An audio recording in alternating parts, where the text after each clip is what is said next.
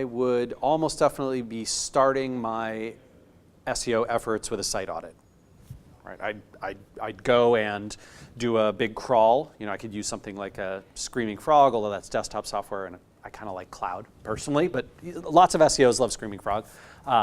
You could use something like, I think it's called Write now. It used to be onpage.org, RYTE, or you could use Moz to basically do a full-scale site crawl, look for all the errors, opportunities, missing tags, problems, 404s, broken links, all that kind of stuff, and repair that basic stuff. And then I would also do a site audit from a perspective of what does the internal link architecture look like? What does the internal content structure look like? If those are broken or have gaps or missing pieces, I would want to fix those. And then I'd be looking for the holes in whether the content is doing a great job of serving searchers. Right, so in some cases it's, our problem is we have 5 pages all targeting the same keyword. We should really have one of those, and we should make the rest of them either targeting longer tail phrases, or we should collapse them all and essentially have them canonicalized to this one version of the page, or redirect to that one version of the page.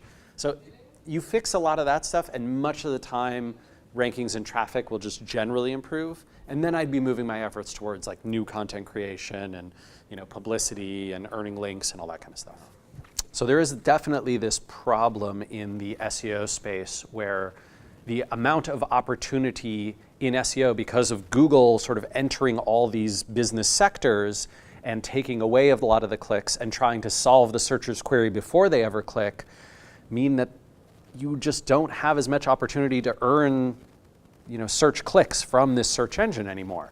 And whenever I see that, I think to myself, well, how can we overcome that, right? And I think the answer in SEO is pretty clear, which is the one thing that Google is not taking away from us is branded search queries. If somebody searches for StatBid, or they search for Moz, or they search for SparkToro, or they search for the North Face, that is a searcher telling Google, take me to this organization's website. And that's a very, very powerful, undeniable signal that they want to reach your site. That is, you're getting 90% plus click-through rates on those. If you can increase the number of people searching for your brand instead of drawing, a smaller and smaller percentage of the people who search for whatever it is, outdoor jackets, right? Because Google's placing all these ads above the fold and trying to say these are the best outdoor jackets and having an instant answer and a featured snippet and all this type of stuff. That's a big win. I think for CMOs and for marketing departments, it's going to be a combination of classic skill sets in SEO, right? How do we rank? How do we make sure that our site is technically optimized? How do we make sure that we're doing good keyword research and keyword targeting? How do we create good content around all these things and solve searchers' problems? And I think it's also going to be some new forms of marketing that SEOs are not generally familiar with, at least not historically. And those are things like creative that draws attention and eyeballs and interest. I think it's a lot of storytelling, right? Great brands are built on the back of great storytelling, and that is traditionally a big weak spot for SEO. So yeah, I think there's going to be a combination of new and old, and that could mean that some teams need to get retooled or new people need to be added in. Could mean that agencies will have to upgrade those practices, and I've already seen some agencies in the SEO world start to do that. But I think serving existing demand is going to long-term be not as exciting as creating more demand.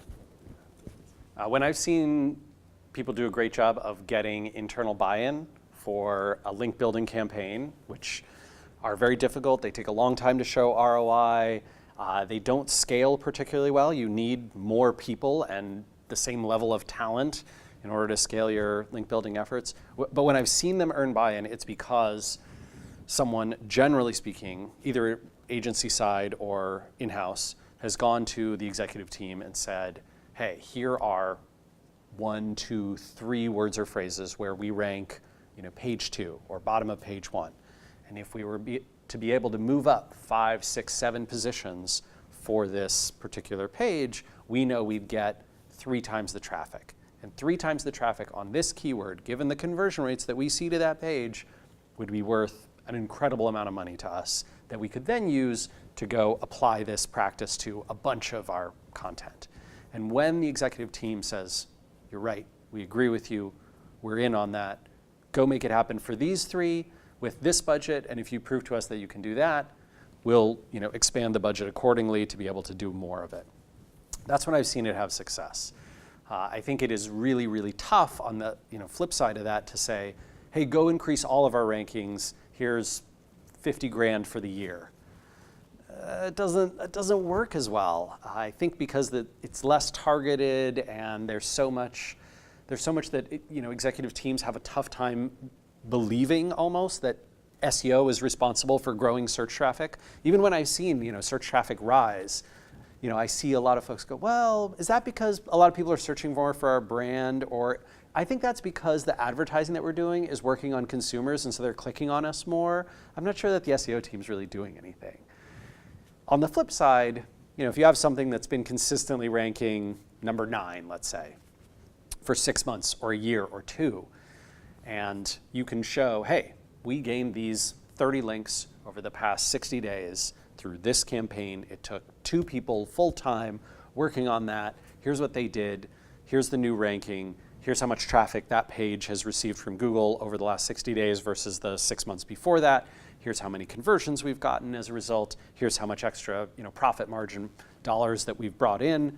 Now you have something, right? Now you have something. And as far as ways that I would recommend doing that, I think that tools can be great, but this is also a manual process, right? Your obligation is find people who would be likely to link to this page, and then give them a great reason to do that.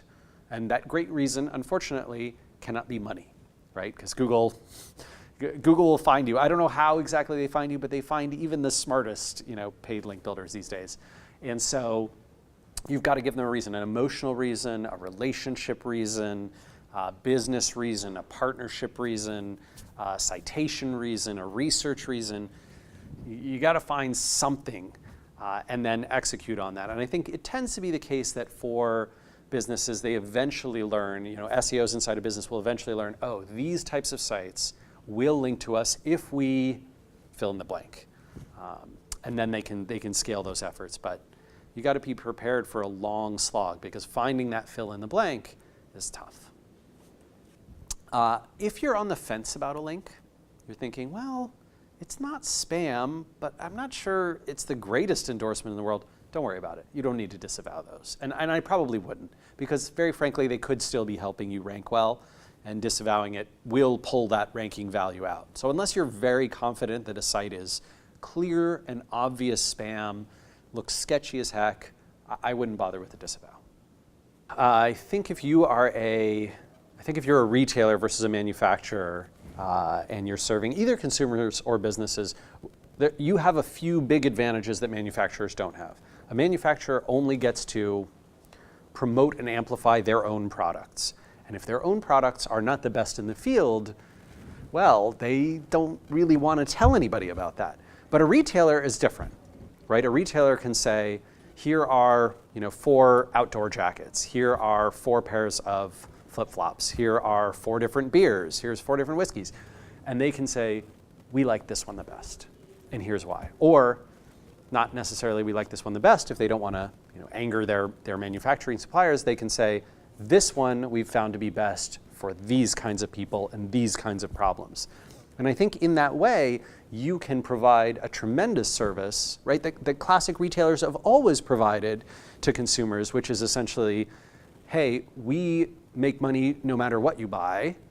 We just want you to have the best experience and to want to come back to us. And so we want you to trust us, and we want you to be able to learn from us. We want to give you an honest recommendation and stock the best things and all that kind of stuff. So I think that those are areas where you can upgrade the experience that your website provides and earn a return from that. And Google likes to see that too, right? So when Google sees obviously Amazon ranks for a whole ton of reasons, but one of the biggest reasons absolutely is because of the loyalty of people who say, like, yes, my experiences with Amazon have always been positive, and so I go back to them again and again, and they're sort of who I trust around this and who I lean on for this kind of thing.